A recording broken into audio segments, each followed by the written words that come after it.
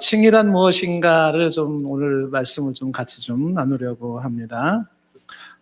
조금 어려울 수도 있겠고 또 약간 좀 강의하는 듯한 설교일 수도 있겠지만은 이번 기회에 칭이란 무엇인지를 좀 잘 이해하시면 좋겠고 아마 10중 8구 설교를 다 끝내도 제가 말하고자 하는 그 칭의 내용을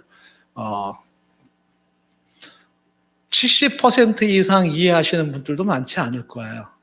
그런다 어쨌든 이해할 수 있는 한 이해하시면서 이 칭의가 뭔지, 그게 왜 우리 인생에 중요한지, 그리고 칭의는 또 어떻게 이루어지는지, 칭의에 대한 오해가 어떤 게 있는 건지, 그런 내용들을 한번 좀 정리를 좀 했으면 좋겠습니다.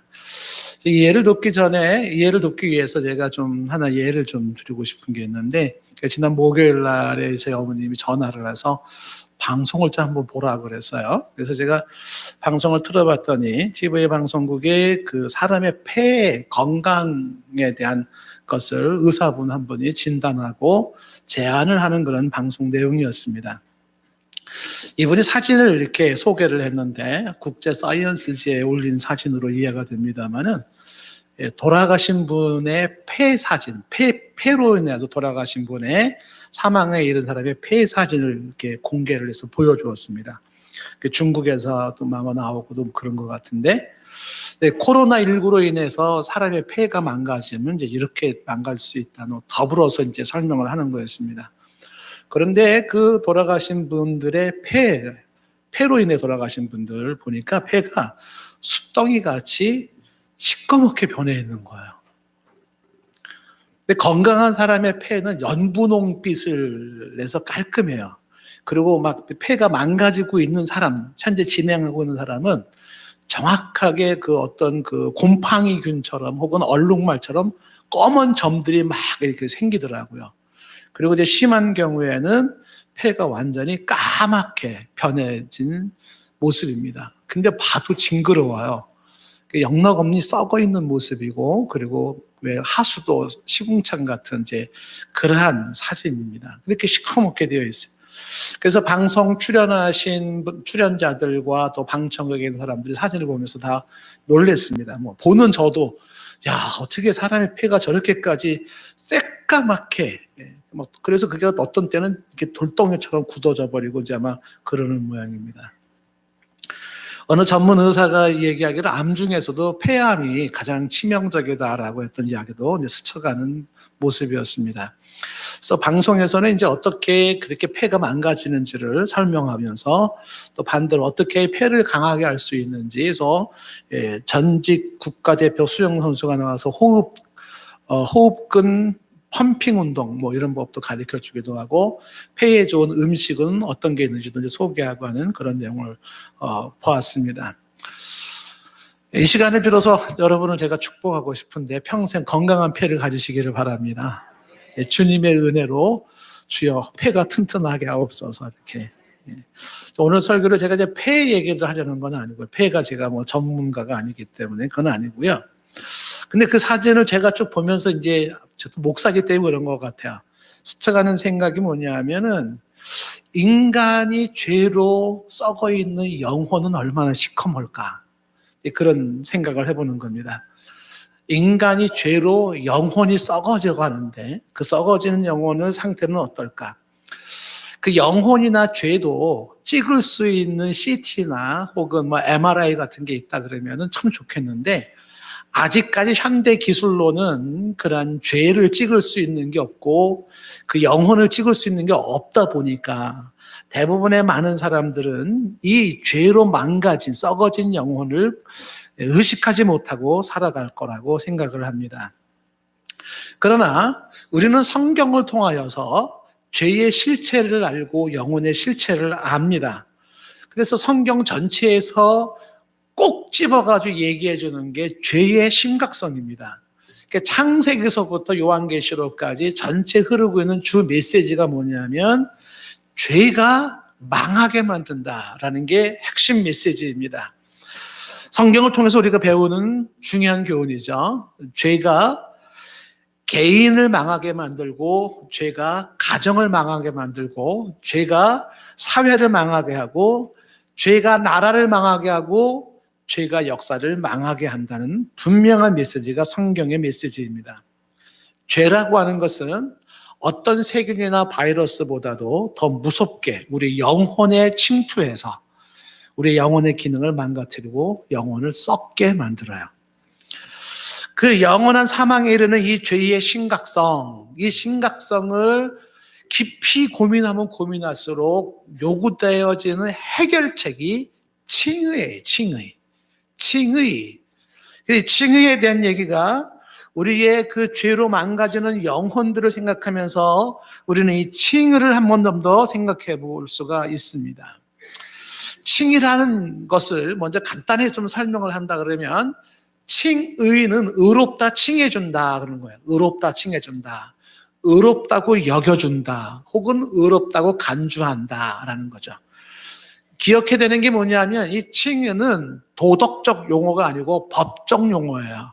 이게 조직신학에서 강조하는 내용 중에 하나인데 무슨 얘기냐면 칭의라고 하는 것은 법정에서 쓰는 용어로 지금 우리식의 용어를 바꾸어서 쉽게 말하면 무죄 선언이에요. 무죄 선언.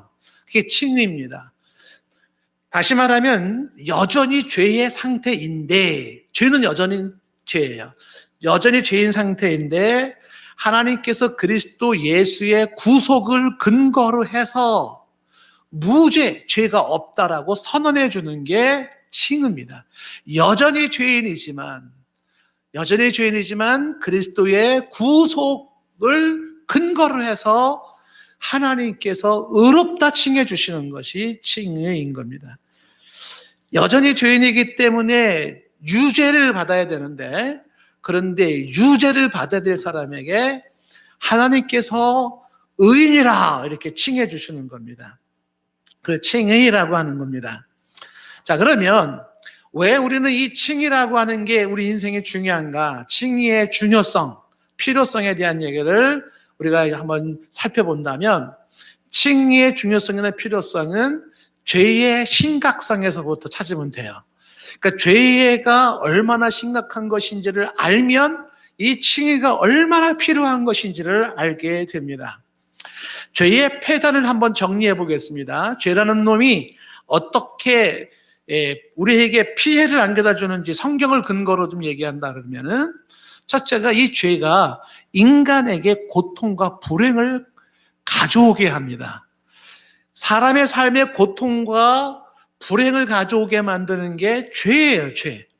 창세기에 보면은 아담과 하와가 죄를 지어서 여인은 해산의 고통을 하고 땅은 저주를 받아서 가시와 엉겅퀴를 내기 시작을 했고 그 다음에 노동에 땀을 흘려야지만이 그 수고를 해야만이 먹고 살 수 있게 되었고 그 죄로 인하여 낙원을 잃어버리게 된 겁니다. 낙원에서 추방당하게 된 것입니다.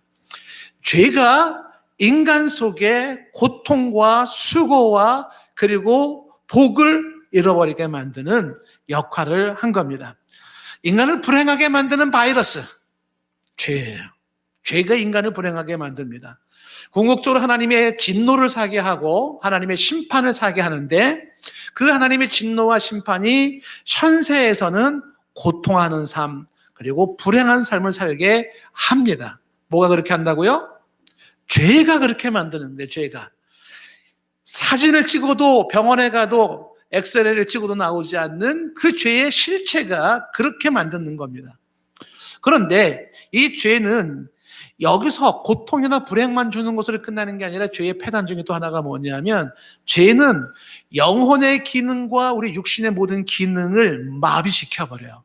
그래서 이 죄가 정상적인 생각을 하지 못하게 만들고 바른 판단을 내리지 못하게 만듭니다. 그게 죄가 우리로 하여금 어그러지고 잘못된 것을 보고 생각하고 판단하게 만드는 기능을 마비시키는 역할을 하는 겁니다. 로마서 1장 21절 말씀에 죄에 대한 폐해를 얘기하는데 이 죄가 하나님을 알되 하나님을 영화롭게도 아니하며 감사하지도 않게 하죠. 오히려 생각을 허망하게 만들어요. 그리고 미련한 마음이 어두워지게 만듭니다. 하나님을 향한 그 영화와 감사가 있지 않고 하나님은 모르는 게 아니에요. 알지만 하나님과 등을 지어요. 생각이 허망해졌다라고 말을 하고 있는데 그 허망해진 거는 무익해진 것이고 헛된 것을 말해요. 생각이 무익한 걸 생각하고 헛된 거를 생각합니다. 그리고 미련한 마음이 어두워졌다라고 하는 것은 무지와 우둔함, 깨닫지 못함이 깊어졌다는 겁니다. 바보로 살아가는 거예요. 그래서 그 다음에 이어지는 22절 말씀에 스스로는 지혜 있다 하지만 어리석게 살아가는 겁니다. 자칭 똑똑한 자 같지만 생각이 헛되고 마음은 우둔하고 무지하여 깨닫지 못한 바보로 살아가는 거예요. 이런 기만에 속아 살아가는 것이 죄로 인해서 주어지는 인간의 모습입니다. 이어지는 23절에 보면 썩어지지 아니하는 하나님의 영광을 썩어질 사람과 새와 짐승과 기어다니는 동물 모양의 우상으로 바꾸었어요. 하나님께로 향해야 할 마음을 우상으로 가게 했다는, 우상 숭배를 하게 됐다는. 왜 인간은 우상 숭배하는가? 죄 때문에 그런 거예요. 엊그제 편지가 한 통이 왔습니다. 우리 인도에 있는 싱 목사님으로부터 온 편지예요. 제가 한번 이 편지를 잠깐 좀 소개를 하겠습니다. 어떤 일이 있나 보십시오. 6월 29일 날에 쓴 편지입니다. 싱 목사님 우리가 이제 선교부에서 이제 우리가 선교하고 있는 인도의 인도 선교에서 지금 대표를 하고 있는 목사님이잖아요. 존경하는 선교기도 동역자님들께 주님의 이름으로 문안드립니다. 코로나 바이러스 사태에 한국은 어떠신지요? 인도는 인구가 65%가 문명자여서 사회적 거리두기, 마스크 착용, 손 씻기 등이 잘 지켜지지 않습니다. 지금은 벌써 여름이 되어 온도가 45도, 48도를 넘어들고 있습니다. 이렇게 얘기를 하면서 주 구구절절히 얘기를 하면서 인도 정부가 코로나에 늑장 대응을 하면서 큰 어려움을 초래했는데 급하게 공장들이 다 문을 닫기 시작했고 근로자들이 이제 직장을 못 잊고 고향으로 시골로 돌아가야 되는데 고향으로 돌아가는 고속도로, 기차역, 공항이 다 폐쇄가 되어 가지도 못하고 급여를 받지도 못한 사람들이 걸어서 고향으로 간대요. 어떤 사람이 2,000km에 달하는 길을 걸어서 2,000km를 걸어서 가는데 밤낮으로 걷다가 철로에 누워서 잠이 들었는데 기차가 덮치는 바람에 죽는 사고도 있었대요. 13살 날 딸아이는 늙은 아버지를 자전거에 태우고 7일간을 달려서 900km가 된 고향에 갔다는 소식도 있다는 거예요. 자, 그러면서 이런 얘기가 나옵니다. 또한 인도에 미신으로 생기는 사회적 이슈도 있습니다. 소수의 극단적인 힌두 교도들은 자신들이 숭배하는 소의 소변이 코로나 바이러스를 치료한다고 믿고 소의 소변을 마시는 일이 벌어졌습니다. 웨스트 벵갈의 한 마을에서는 너무 많은 양을 마신 사람이 의식을 잃고 쓰러지기도 했습니다. 지난주 뉴스에서는 한 무리의 여자들이 길에서 북을 치면서 노래 부르며 행진하는데 리포터가 어디 가냐 물어보았더니 코비드-19 신을 예배하러 간다고 대답하기도 했습니다. 무지가 불러오는 어려움이 아닐 수가 없습니다. 뉴델리를 중심으로 해서 지금 사망자가 몇 명이 나오는지 통계조차 낼 수가 없습니다. 등등의 내용이에요. 여기다가 지금 물 부족 현상까지 나타나가지고요. 사람들이 지금 굉장히 힘들다는 그런 내용입니다. 뉴델리 중심으로 해서 1,600만 명이 거기에는 이제 물도 없어가지고 도시 전체가 이제 큰 어려움에 처하게 됐다는 얘기도 나와 있습니다. 소의 소변을 먹으면 코로나 치료될까요? 근데 보세요. 여인들이 북을 치면서 막 간다는 거예요. 어디 가냐? 코로나 신을 섬기러 예배하러 간다는 거예요. 코로나 신이 돼버려서 코로나 신. 이 세상에서 지금 제일 강한 게 뭐냐면 코로나 신이에요. 이 코로나 신 앞에는 뭐 미국도 꼼짝 못하고 뭐 유럽도 꼼짝 못해요. 그 신을 예배하러 간다. 그렇게 얘기를 하고 있습니다. 오늘 말씀에 뭐라고 얘기를 하고 있어요? 지금 23절에 썩어지지 아니하는 하나님의 영광을 썩어질 사람과 새의 짐승과 기어다니는 동물의 모양의 우상으로 바꾸었다라는 것입니다. 건너뛰어서 25절 말씀이 이렇게 되고 있어요. 이는 그들이 하나님의 진리를 거짓으로 바꾸어 피조물을 조물주보다 더 경배하고 섬김이라 이렇게 말하고 있습니다. 죄로 인하여서 생각의 기능이 잘못되고 판단의 기능이 잘못되면서 만들어내는 우상숭배는 여기서 끝나는 게 아니라 생각의 미스가 죄를 또한 범죄케 만들어요. 죄를 지어서 죄인이 아니라 죄가 있기 때문에 죄를 짓는 건데 그 죄가 뭘 만들어냈냐면 이제는 26절부터는 도덕적 타락을 만들기 시작하는 거예요. 그래서 나타나는 게 26절에 보면은 이때 하나님께서 그들을 부끄러운 욕심에 내어버려 두셨으니 곧 그들의 여자들도 순리대로 쓸 것을 받고 영리를 쓰고 레즈비언이 나오는 거예요. 27절에는 그와 같이 남자들도 순리대로 여자 쓰기를 버리고 서로 향하여 음욕이 부릴 듯하며 남자가 남자와 더불어 부끄러운 일을 행하여 이게 뭐예요? 게이입니다. 게이. 요번에 우리 이태원 발 뭐 이렇게 코로나 막 나왔잖아요. 거기 게이 클럽이라는 거예요. 근데 언론에서는요 게이라는 말을 못 쓰게 돼 있어서 그걸 얘기를 안 했다는 거예요. 그러니까 전국에서 몰려 들어온다는 거잖아요. 그런 게이가 성경적으로 죄로 인해서 나타나는 현상이라고 말하고 있는 거예요. 그들의 그릇 때문에 상당한 보응을 그들이 받았다라고 이야기를 하고 있습니다. 지금 우리 한국 사회의 큰 이슈 중에 하나가 뭔지 아십니까? 제가 이렇게 이제 뽑아 가져왔는데 이게 지금 페이지 수로 21페이지, 27페이지에 해당되는 거. 이게 뭔지 잘 모르겠죠? 이게 지금 국회에 올라와 있는 차별금지 법안입니다. 국회의원 10명의 이름과 함께 6월 29일 날에 차별금지법이라고 하는 것이 쭉 올라와 있어요. 여기 핵심 내용 중에 하나가 뭐냐면 차별이 없는 평등사회를 만들자. 겉으로는 너무 좋은 내용이에요. 그걸 누가 반대하겠습니까? 차별 없는 사회 만들고 평등한 사회 만들자. 좋지요. 그런데 뭘 차별하면 안 되는가라고 얘기할 때 뭐 성별, 장애, 무슨 뭐 출신, 국가, 뭐 인종, 피부 색깔 쭉쭉쭉 나가다가 성적 지향, 성별 정체성을 싹 안에다 집어넣었어요. 그리고 안에 세부적인 내용을 들여다보니까는 여기에다가 지금 성별은 여성, 남성, 제3의 성, 그 다음에 성적 지향에는 이성애, 동성애, 양성애, 성별 정체성은 자신의 성별, 타인의 성별 구별하는 사회적 성별 개념. 이런 내용들을 쭉 담아놓고 이거에 대해서 차별을 하면 인권위에 제소할 수 있고 벌을 받게 하자라는 거예요.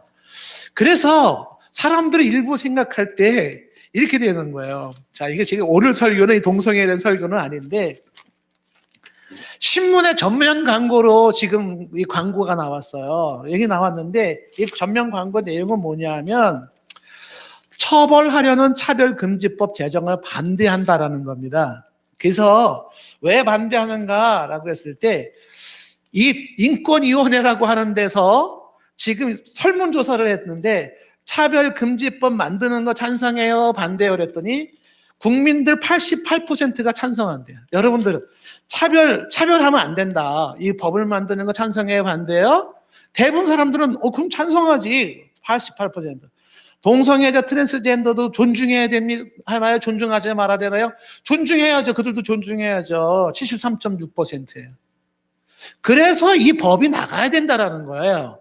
그런데 이거를 그 차별금지법을 중심으로 설문을 다시 했습니다. 한국 기독교 문화연구소에서 어떻게 설문지를 했냐면 동성애 성행위를 비판만 해도 처벌하는 차별금지법 제정 찬성하나요? 그랬더니 반대가 더 많이 나온 거예요.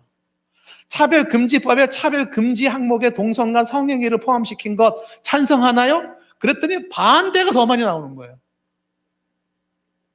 뭔 얘기인지 지금 따라오시나요? 그냥 차별금지법 좋아요, 안 좋아요? 좋아요. 동성애 트랜스젠더도 좀 존중해야 되지 않을까요? 그럼요. 그래, 차별금지법 만들어야 돼. 이런 식으로 나가는데 이 내용은 여기서 말하는 것처럼 그 사람들을 향하여 그건 죄다, 잘못됐다라고 말하면서 뭔가 거기 사람들에게 피해를 가할 때 제소할 수 있고 그다음에 거기에 대해서 형을 받을 수가 있다는 거예요. 그래서 이거를 반대하는데 여기에서 이제 이 내용들을 이 신문에서 요약해서 만들어 놓았어요. 설문조사를 다시 해봤더니 대부분 사람들은 차별금지법은 좋지만 그 안에다가 그렇게 교묘하게 동성애자들을 옹호하고 법으로 보정하려고 하는 그 내용을 담아놓은 것을 여기다 뭐라고 써놨냐면 이거는 독약에 들어있는 비빔밥과 유사하다, 이렇게 표현을 해놨습니다. 그러니까 개별적 차별금지라고 하는 항목이 다 있는데 그걸 포괄적 차별금지법이라고 싸잡아가지고서 항목도 막 20몇 가지 얘기하다 그 중에 이 동성애들을 집어넣었어요. 그래서 제가 그 뒷내용을 또 봤어요. 지금 이 국회의원 10명이 올린 이 법안을 쭉 봤더니 뒷부분에 보니까 뒷부분의 주 내용이 다른 사람 차별하면 벌 받는다 이 개념이 아니더라고요. 제가 보니까 동성애자들 차별하지 말고 받아줘야 된다는 게 주 내용이에요.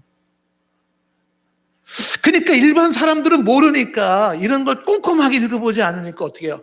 차별금지법 찬성이요라고 말을 하지만 제가 느끼는 의도성이 뭐냐면 이 동성애자들을 법적으로 보호하고 그들을 향하여 불이익을 가게 하거나 했을 때 혹은 그들에게 어떤 피해를 가게 했었을 때는 법을 주자라고 하는 거예요. 그래서 이 법령이라고 하는 것을 지금 이 차별금지법이 그거는 잘못됐어라고 말하는 사람에 대해서 벌을 주고자 하는 법안으로 얘기를 하고 있는 거예요. 자, 그런데 이제 핵심 포인트가, 제가 본 견해 핵심 포인트는 뭐냐면 동성애가 죄인가 죄가 아닌가 이 차이더라고요. 심지어는某교단에 무슨 타교단에 그런 데서 많은 분들이 성경적으로도 동성애는 죄가 아니다라고 주장하는 사람들이 있습니다. 죄냐 죄가 아니냐라는 거예요. 대표적으로 시카고 대학의 제닝스 교수라는 분이 있는데 예수가 사랑한 남자라는 책을 썼어요. 근데 이 교수를 직접 제가 만났습니다. 한국에 왔다 그래가지고요. 만난 적이 있었는데 그분이 대표적으로 신학적으로 동성애를 인정하는 사람인데 그 영향력이 큽니다. 그 시카고 대학의 박사학위 과정 학생들 중에 동성애가 성경적으로 잘못된 게 아니라는 걸 연구하는 학생들이 있어요. 그 사람이 이야기를 좀 참고해보고 동성애는 잘못된 게 아니다 라고 하는 주장들을 제가 참고해보면서 또 이것도 제 개인적으로 느끼는 것은 뭐냐면 설득력이 없어요. 그분들의 얘기는 성경적인 견해는 동성애는 죄입니다. 이 차이를, 그게 포인트인 거예요. 그렇기 때문에 이 동성애를 법으로 보장하는 것을 반대하는 거예요. 그러니까 여기에서도 지금 얘기하는 게 뭐냐면 동성애자들이 억울한 괴롭힘을 당하는 것은 당연히 막아야 하지만 그렇다고 내 자녀가 동성애자가 되는 것을 부모는 원치 않습니다. 평등 차별금지라는 이름으로 동성애 옹호 교육을 강요해서 제발 학부모들을 힘들게 하지 말기를 간절히 호소합니다. 건강한 가정을 해체하며 표현 양심 등의 자유를 침해하고 윤리도덕을 파괴하는 차별금지법을 막아주시기를 간곡히 부탁드립니다라고 하는 전면 광고를 낸 거예요. 그것이 죄인가 죄가 아닌가?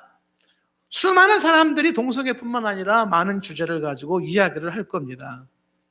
죄에 오염되어 있는 상태에서는 바른 생각, 바른 판단을 할 수가 없습니다. 그래서 나온 것들이 지금 로마서 지금 말한 것처럼 이렇게 그런 레즈비언이나 게이 같은 혹은 이 동성애가 나온다는 얘기를 하고 있습니다. 제가 여러분에게 지금 얘기하는 것은 죄가 참 무섭다라는 걸 지금 말씀드리는 거예요. 이 죄가 영육의 기능을 마비시키고 건강한 판단과 생각을 하지 못하게 만들고 더러워진 영혼을 오물이 뒤집어진 영혼을 가지고 살게 만듭니다. 양심도 그래요. 디모데전서 4장 2절에 보면은 양심이 화인을 맞습니다. 그래서 거짓말하는 자들이 된다고 말을 해요. 양심적이지를 못하게 되는 겁니다. 죄가 만들어내는 거예요. 그런데 이놈의 죄라고 하는 것은 여기서 끝나는 게 아니라 이 죄는요 위에서 아래로 옆에서 옆으로 전이가 되어져요. 암덩어리랑 비슷합니다. 자꾸 퍼져나가는 겁니다.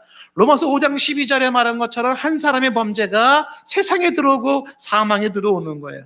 죄는 자꾸 퍼져나가는 성향이 있습니다. 그래서 이 죄의 점진성이라는 게 무서워요.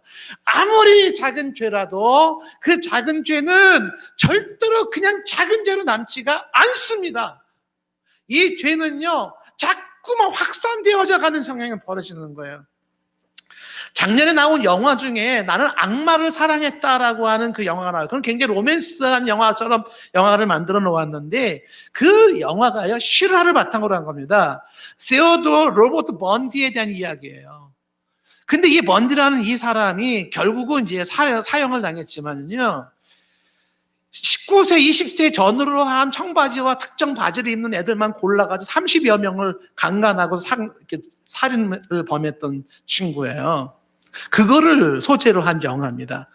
팔 다친 것처럼 기부싼 것처럼 묶어가지고 여학생 지나가면 차 트렁크에다가 책 탁 옆에 떨어뜨려 놓고 책을 트렁크 좀 담아줄 수 있냐고. 그럼 여학생이 담아주려고 확 밀어놓고 닫고서 끌고 가가지고 범죄하고 뭐 이런 수법을 썼던 친구예요. 근데 이 흉악한 이 친구가 왜 그렇게 흉악하게 되었는가? 이분의 이야기, 얘기가 막 구구하게 막 나오더라고요. 제가 보니까 어린 시절에 여자 나체 사진을 찾기 위해 쓰레기통을 뒤졌대요. 불건전한 호기심을 가지고서 시작했던 것이 30여 명의 젊은 사람들을 그렇게 비참하게 그렇게 살해하는 일이 벌어졌다는 거예요. 죄라는 게 그래요. 다윗의 삶에서 보여주는 것도 그런 거죠. 탐욕을 가졌더니 간음으로 이어지고 간음이 살인으로 이어지는 거예요. 죄가 무서워요. 이놈의 죄라고 하는 것은 가지고 있으면 하나의 죄가 자기만 가지고 있는 게 아니라 옆 사람에 퍼지게 만들고 전해지게 만들고 점차 바늘 도둑이 소도둑이 되게 만드는 그런 속성을 가지고 있는 죄라는 것입니다. 이런 죄를 가지고 살아가다 보니까 이 죄에 대해서는 죄와 벌이에요. 죄와 벌. 반드시 벌이 주어집니다. 그것이 자연적인 벌로서 심리적인 불안감을 갖게 되고 공허함을 갖게 되고 허탈과 자포자기를 만들어내고 그 죄가 육체적인 질병을 야기시키고 그 죄가 사회를 붕괴시키고 그 죄가 가정을 해체시켜버리고 그 죄가 민족을 멸망시켜버리고 그 죄가 자연재해까지 불러들여와서 뜻하지 않은 홍수나 쓰나미나 지진이 생기고 심지어는 전염병도 성경에 의하면 죄의 모습으로 나와 있어요. 우리는 인생의 모든 불행을 죄로 때문이라고 단정 지을 수는 없어요. 맞습니다. 죄와 상관이 없는 하나님의 심오한 섭리에 의해서도 인간의 불행은 주어질 수가 있고 자연재해도 있을 수 있습니다. 그렇다고 해서 성경이 말하고 있는 이 자연재해와 인간의 불행이 죄와 상관이 없다고 말할 수도 없다는 거예요. 성경은 분명히 죄값으로 주어지는 비극의 모습들입니다. 그렇게 살다가 최후에 하나님의 심판을 받게 되고 지옥의 멸망을 받게 되는 것입니다. 자, 그런데 이런 죄 문제가 누구에게도 예외가 없다는 거예요. 로마서 3장 23절 말씀에 모든 사람이 죄를 범하였음에 하나님의 영광에 이르지 못했다고 말했어요. 모든 사람이 예외가 없어요. 사람은 죄 속에 살다가 죄로 망하게 되어 있는 겁니다. 그래서 이 23절을 얘기하면서 이어지는 24절에 이 설명을 하는 거죠. 그런데 그리스도 예수 안에는 뭐가 있냐 하면 속량이 있어서 그 속량으로 말미암아 하나님의 은혜로 값없이 의롭다 하심을 얻는 자가 되었다. 죄인이 의롭게 되는 일이 그리스도의 속량으로 말미암음을 말씀해주고 있습니다. 이게 포인트죠. 25절에 이 예수를 하나님이 그의 피로써 믿음으로 말미암는 화목제물로 세우셨으니 이는 하나님께서 길이 참으시는 중에 전에 지은 죄를 간구하심으로 죄를 간구한다 이게 뭐예요? 이게 칭의죠. 그렇게 해서 자기의 의로우심을 나타내려 하십니다. 26절에 곧 이때에 자기의 의로우심을 나타내서 자기도 의로우시며 또한 예수 믿는 자를 의롭다 하려 하심이라. 왜 칭의가 필요한가?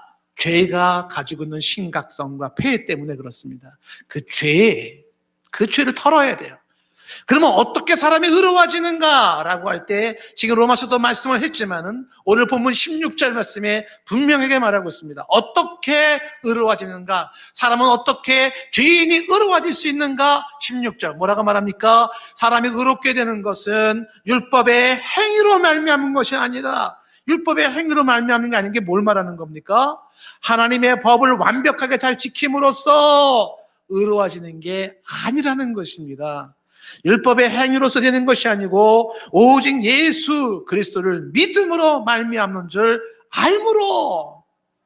그래서 우리는 그리스도 예수를 믿나니 이는 우리가 율법의 행위 즉 법을 완벽하게 지킴으로써가 아니라 그리스도를 믿음으로써 십자가의 보혈로 만들어 놓으신 그 의를 믿음으로써 의롭다함을 얻으려 함이라. 율법의 행위로서는 의롭다함을 육체가 없느니라 말씀하고 있는 겁니다. 사회적으로 죄인이 무죄 판결을 받으려 그러면 재판을 받고 판사가 무죄 선언을 해야 됩니다. 판사가 유죄 선언을 하면 죄인이 되어지고 죄값을 치러야 됩니다. 벌금을 내야 된다든지 감옥에 가야 할 것입니다. 판사가 무죄 선언을 할 때 석방이 되는 거죠. 감옥에서도. 그렇다면 하나님 앞에서 인간은 어떻게 무죄 판결을 받을 수 있을까? 하나님 앞에서 인간은 어떻게 의인이라 여겨질 수 있을까? 하나님이 그리스도 예수의 구속을 근거로 그를 믿는 자에게 하나님이 의롭다 칭해주시는 무죄의 선언이 주어진다는 복음인 것이에요. 율법의 행위로서는 의롭다함을 얻을 육체가 없습니다. 율법의 문제가 아니라 인간의 육체, 육신의 연약함 때문에 그런 겁니다. 우리는 완벽하게 법을 지킬 수 없는 연약한 모습을 가지고 있습니다. 로마서 8장 3절 말씀도 그 내용을 말하고 있지 않습니까? 율법이 육신으로 말미암아 연약하여 할 수 없는 그것을 하나님은 하시나니 그 죄로 말미암아 자기 아들을 죄 있는 육신의 모양으로 보내어 육신의 죄를 정하사 4절 육신을 따르지 않고 그 영을 따라 행하는 우리에게 율법의 요구가 이루어지게 하려 하심이라. 율법의 요구, 지키지 않으면 율법에 말하는 게 뭡니까? 너는 죄값을 치르고 벌을 받아야 돼라는 그 요구를 값을 치른 거예요. 그 요구를 하나님의 심판과 저주를 받은 겁니다. 십자가에서 예수님이 받으신 겁니다. 그러므로 그를 믿음으로 말미암아 의로워지는 새로운 길을 얘기를 하고 있습니다. 시간상 제가 17절 본문 말씀 18절 말씀은 부언 설명할 수 없는데 19절 말씀, 오늘 말씀 19절 말씀 넘어가 보겠습니다. 이게 무슨 내용일까? 19절에 내가 율법으로 말미암아 율법에 대하여 죽었나니 이는 하나님에 대해 살려 함이라. 여기 율법에 대해 죽었다라는 것은 율법을 폐기한다는 말이 아닙니다. 율법을 폐기하는 것이 아니라 율법을 통하여 의로워진다는 이 법칙을 버린 거예요.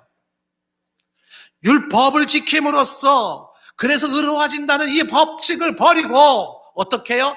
하나님에 대해 산다는 것은 하나님께서 하신 그 의를 믿음으로 받아들여서 의로워하시기를 원한다는 겁니다. 이 칭의가 사람들 가운데 많은 오해가 있습니다. 그 오해를 제가 지금 몇 가지 좀 짚을 텐데 자세하게 제가 설명을 하기에는 시간 한계가 있어요. 만약에 궁금하신 분들은 이 설교 말씀을 지금 녹화가 되고 있으니까 그걸 자세히 좀 보시면 좋을 것 같아요. 빨리빨리 설명을 좀 합니다. 오해. 이거 설명을 안 하면 칭의에 대한 확신이 없기 때문에 설명을 하는 거예요. 어떤 오해를 가지고 있냐 하면 칭의, 의롭다 여겨주신다는 이 칭의는 그 사람을 성인 군자가 되게 한 것을 의미하는 게 아니에요. 아까 제가 얘기 드렸잖아요. 칭의라는 건 법적인 용어지 도덕적 용어가 아니라 그랬습니다. 다시 말하면 칭의는 여전히 죄인이에요. 그런데 그 죄인을 의롭다고 여겨주시는 것입니다. 도덕적인 변화가 일어났다가 아니라 하나님이 의의 선언을 해주셨다라고 하는 겁니다. 그러므로 칭의 이후에도 인간은 실수할 수 있고 죄를 지을 수 있습니다. 정확하게 말하면 칭의는 하나님의 형벌의 가능성을 제거시켜 주신 것이지 범죄의 가능성을 제거한 게 아니에요. 무슨 말인지 이해가 되셨나요? 칭의는 다시 얘기할게요. 하나님의 형벌의 가능성을 없애준 거예요. 그 죄로 인하여 주어지는 그 비극의 그 결과들을 없애주는 거예요. 범죄의 가능성조차 없애주는 건 아니에요. 여전히 죄인인데 하나님께서 의롭다고 선언해 주시기 때문에 그렇습니다. 칭의는 성인 군자가 되었음을 의미하지 않는다. 두 번째 오해 중에 하나는 의롭다고 하시는 이는 하나님뿐이라는 사실입니다.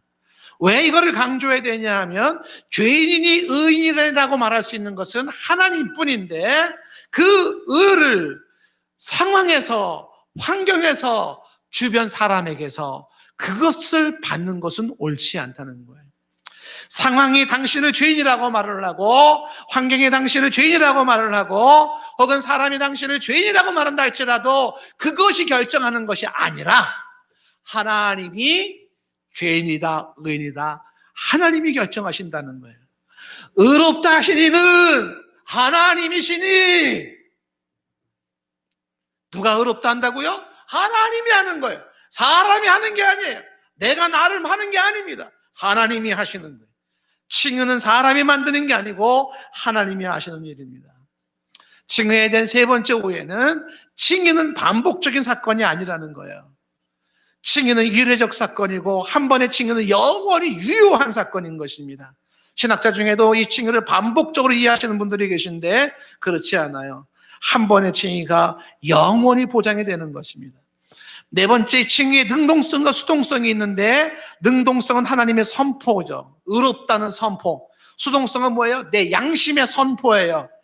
하나님이 의롭다 하신 거를 또한 나도 선포를 해야 됩니다.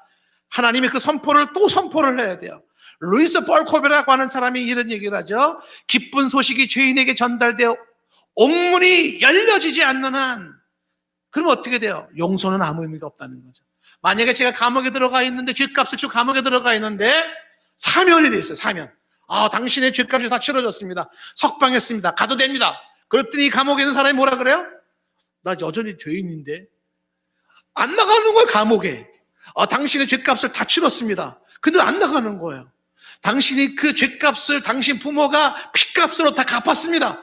그러면 감사해요 부모님. 그리고 나와야 되는데 여전히 난 죄인인데, 나 못 나가는데, 이러고 있는 거예요. 하나님이 의를 선포했는데, 그런데 내 양심이 아직도 내가 의에 반열을 쓰지 못하고 그렇게 하나님의 그 기쁜 소식을 받아들이지 못하면, 옥문이 열리지 않는 상태에서는 그 용서가 의미가 없어진다는 거예요.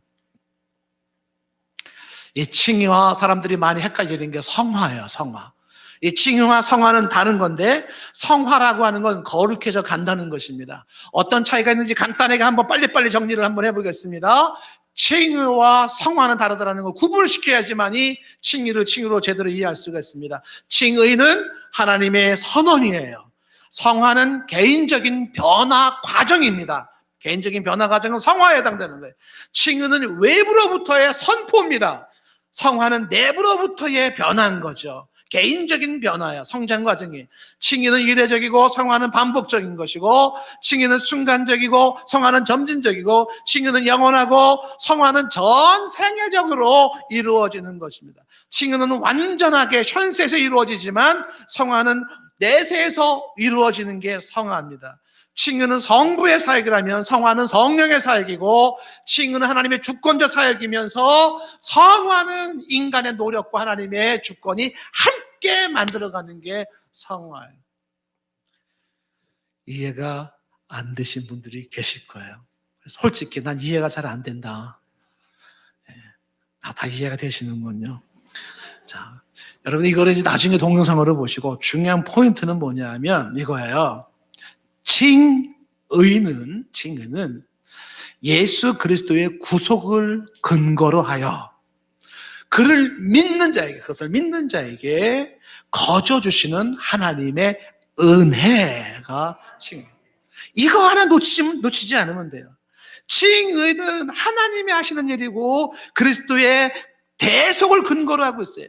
내가 어떤 행위를 했느냐에 근거를 두는 게 아니라 그리스도의 대속을 근거로 해서 그를 믿는 자에게 유효하게 그의 의를 전가시키는 하나님의 은혜의 행위입니다. 자, 그렇다면 이제 20절 말씀, 그 유명한 20절 말씀 한번 본문 말씀을 주목해 보겠습니다. 이 20절 말씀을 제대로 이해하는 크리스찬들은 많지 않을 거라고 생각하는데요. 20절에 내가 그리스도와 함께 십자가에 못 박혔나니, 여기서 내가는 누굴 말할까요? 죄인된 나예요.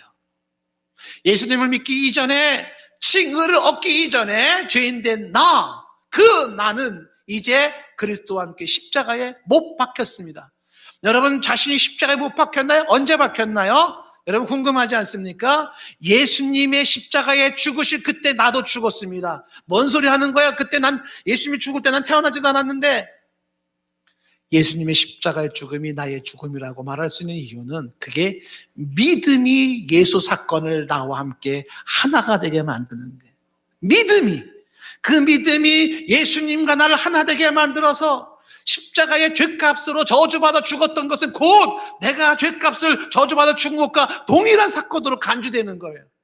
예수 사건이 나의 사건이 되는 겁니다. 그래서 내가 그리스도와 함께 십자가에 못 박혔다고 말할 수가 있는 것입니다. 그런즉 이제는 내가 사는 게 아니라 그 죄인으로 폐가 시커매진 것처럼 그 시커먼 내 영혼의 상태에서 그 죄인으로 그렇게 죄의 저주와 죄의 형벌과 죄의 그 결과를 가지고 살아가는 것이 아니라 오직 내 안에 의를 만들어 주셨던 그 그리스도와 그리스도가 내 안에서 살고 있는 것입니다.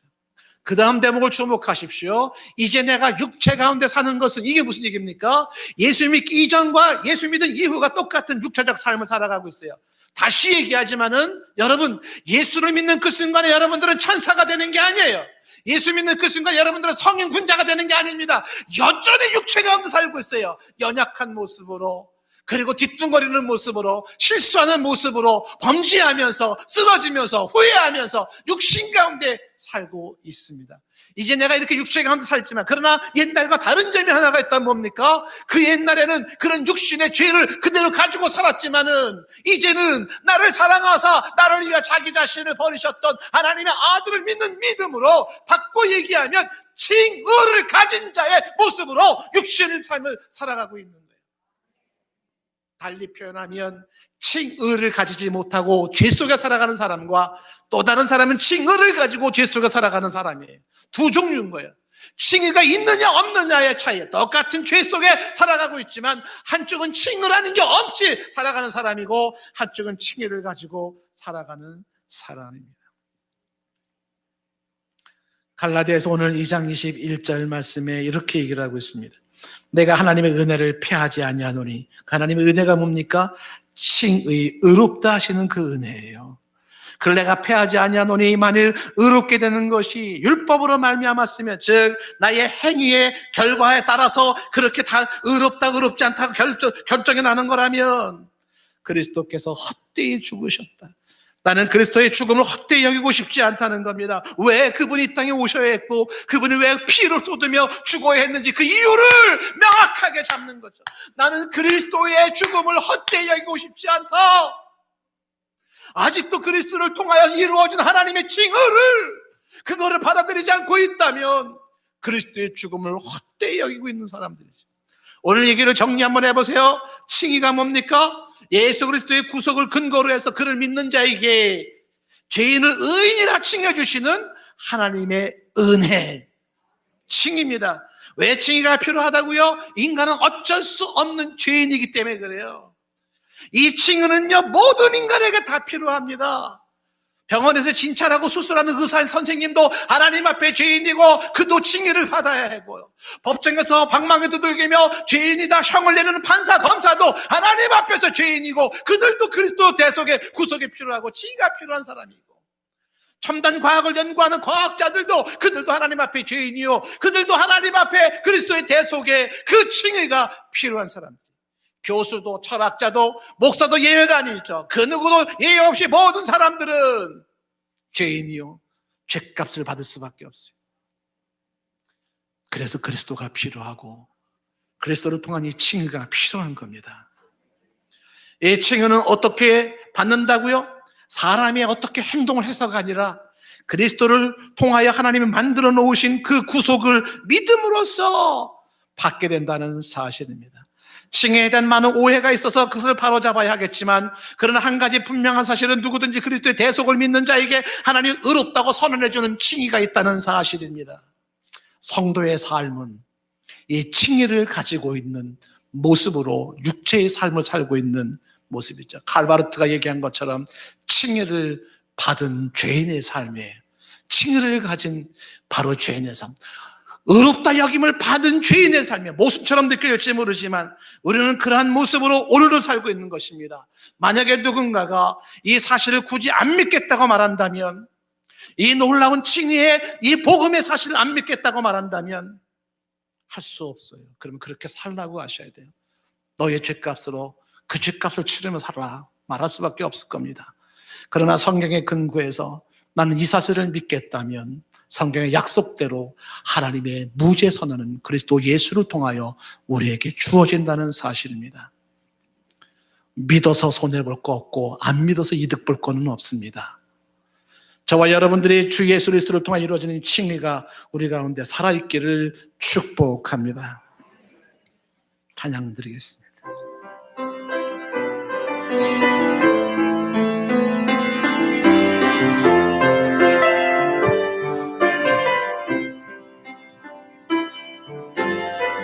힘들고 지쳐 낭망하고 넘어져 일어날 힘 전혀 없을 때에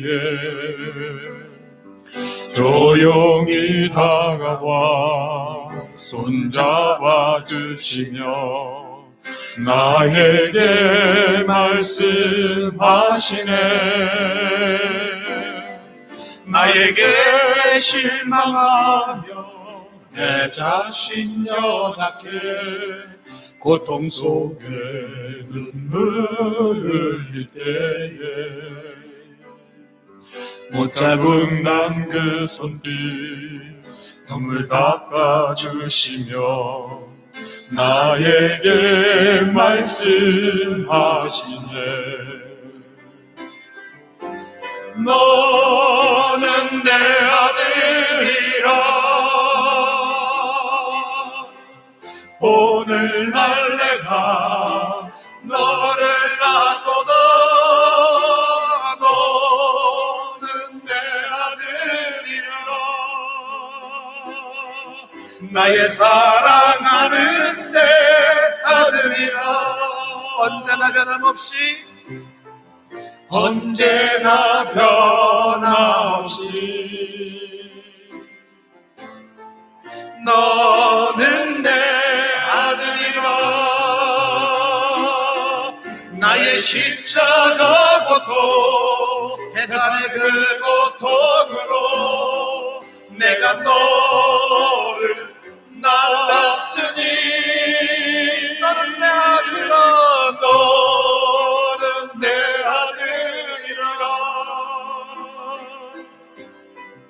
오늘날 내가 너를 놔둬도 너는 내 아들이라 나의 사랑하는 내 아들이라 다시 한 번만 힘들고 지쳐 낭망하고 넘어져 일어날 힘 전혀 없을 때에 조용히 다가와 손잡아 주시며 나에게 말씀하시네.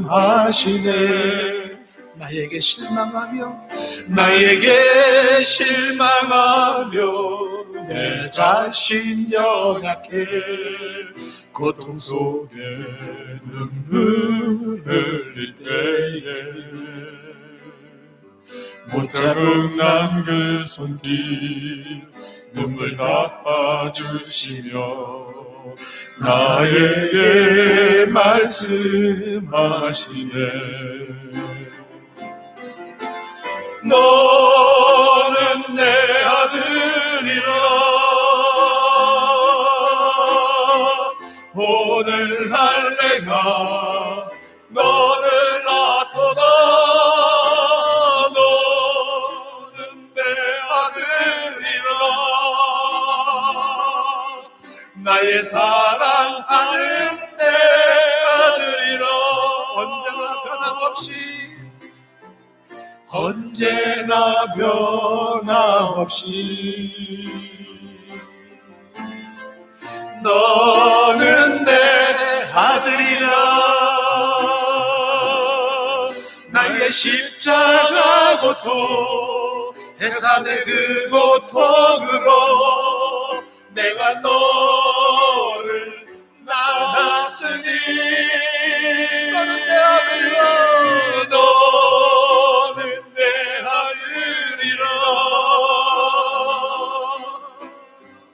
오늘 오늘날 내가 너를 낳도다. 그대가 뭐라 해도 너는 내 아들이라.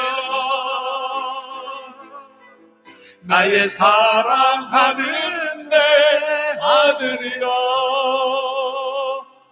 반주해 주시고 기도하는 시간을 갖습니다. 여러분 분명히 대답할 수 있겠습니까? 어떻게 여러분은 의인이 됩니까? 어떻게 의인이 되었습니까? 분명한 대답이 필요합니다. 오늘 성경에서 우리에게 가르치는 복음, 이 놀라운 소식을 우리에게 가르쳐주고 있습니다. 하나님께서 그리스도 예수의 대속을 근거로 하여서 그를 믿는 자에게 의롭다 여겨주신다고 무죄 선언을 해주신다는 사실입니다. 칭의를 선언받고 살아가는 죄인입니까?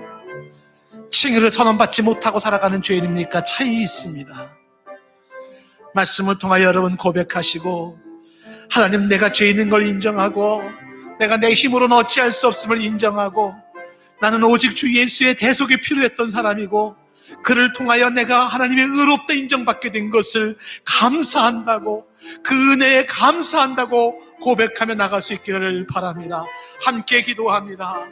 하나님 아버지, 주께서 하나님 아버지 애들을 인도하시고 하나님 오셔서 주 하나님 아버지 하나님 제 삶 속에 모든 인도해 주시옵소서. 일어날 하나님 아버지 하나님 내가 죄인입니다. 내 죄값으로 내가 받아야 될 삶이 있고 나에게 하나님 아버지 말씀하시네. 나의 내가 의롭다 받는 것은 이 땅에 오셔서 피 흘리신 예수 그리스도를 통하여 이루어지는 것을 감사합니다. 그를 믿음으로 말미암아 이루어지는 이 칭의를 하나님 아버지 진짜 그 믿음을 가지고 나가는 신령 예수께 갖다 주시며 하나님 아버지 우리를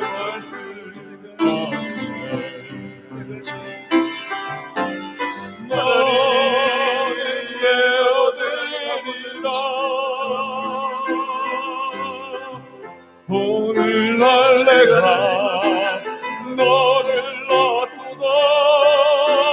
너는 내 아들이라.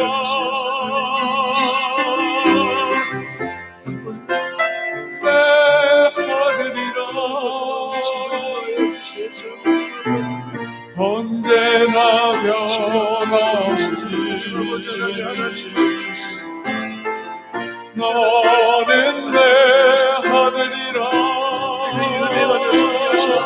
나의 십자가부터 해산의 그 고통으로 내가 너를 넣었으니 너는 내 아들이라.